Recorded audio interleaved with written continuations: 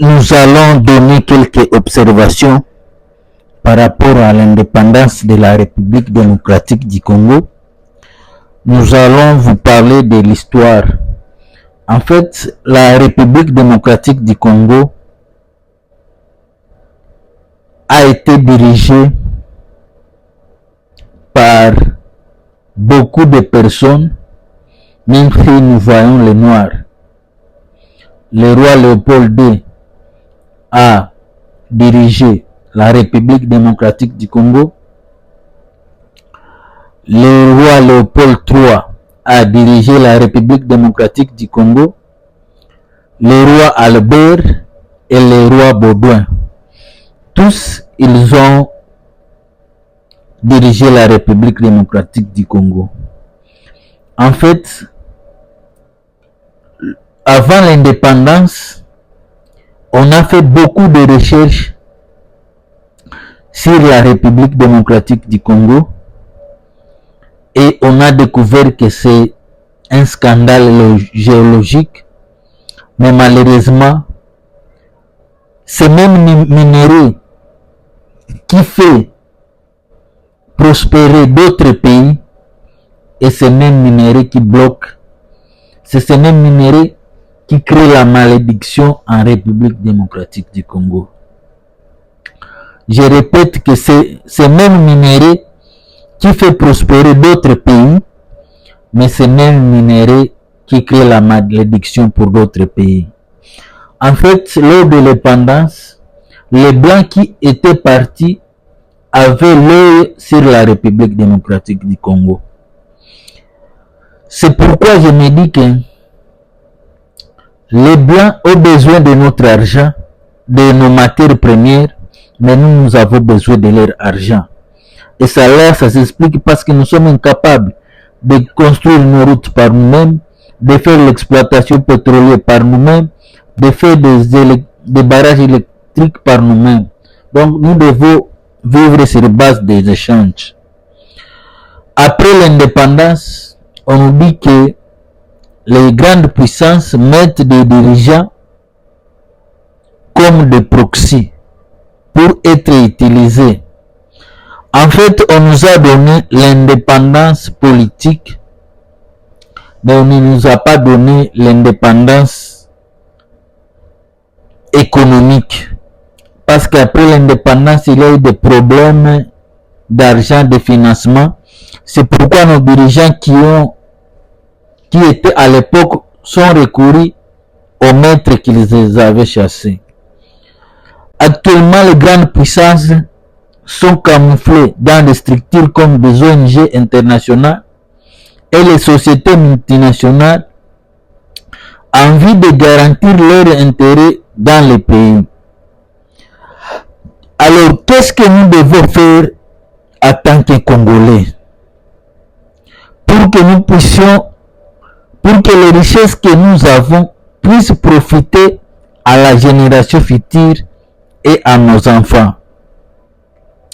Première des choses, je vous dis, il faut avoir un esprit nationaliste qui impose une définition claire d'intérêt du pays, non négociable en vue d'une coopération internationale gagnant-gagnant. Actuellement, on est en train de parler sur la coopération gagnant-gagnant.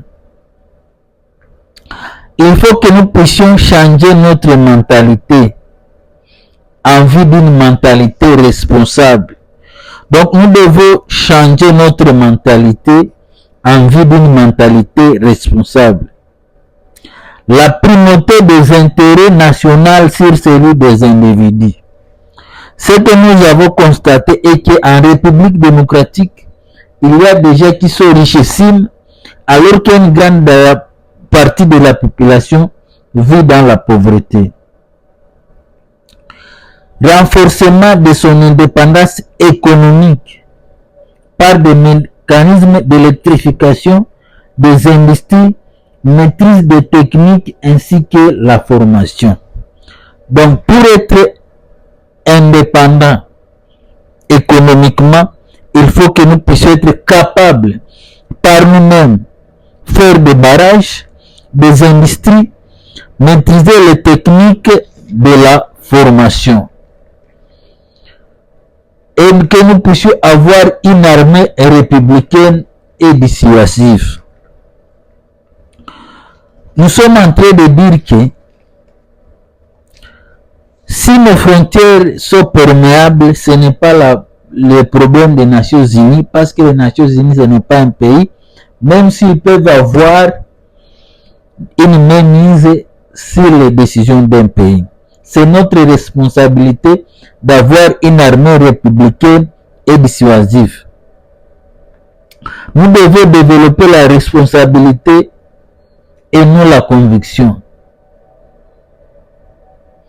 Parce que nous avons besoin d'être libérés de l'oppression pour vaincre la domination. Parce que les grandes puissances, elles voient que des intérêts. Donc, nous devons voir en nous-mêmes pourquoi les choses ne vont pas. Pourquoi il y a des groupes armés. Parce que nous avons dit que il y a création de groupes armés parce que parfois il y a la centralisation du pouvoir et la mauvaise gouvernance. C'est possible que nous puissions corriger cela, mais aussi il y a la corruption. Des gens pauvres sont corruptibles, sont faciles à corrompre.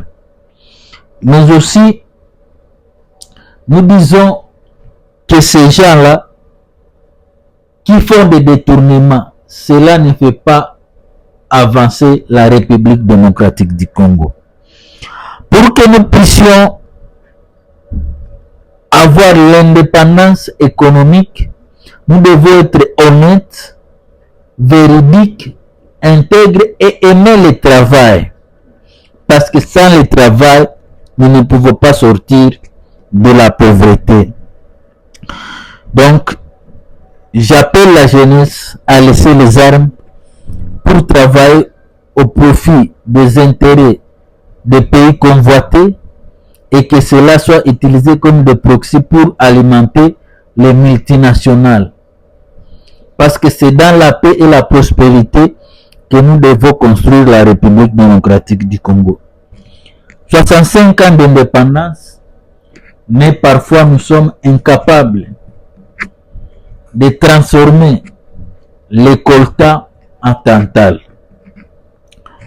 Nous sommes incapables de transformer nos matières premières en produits finis.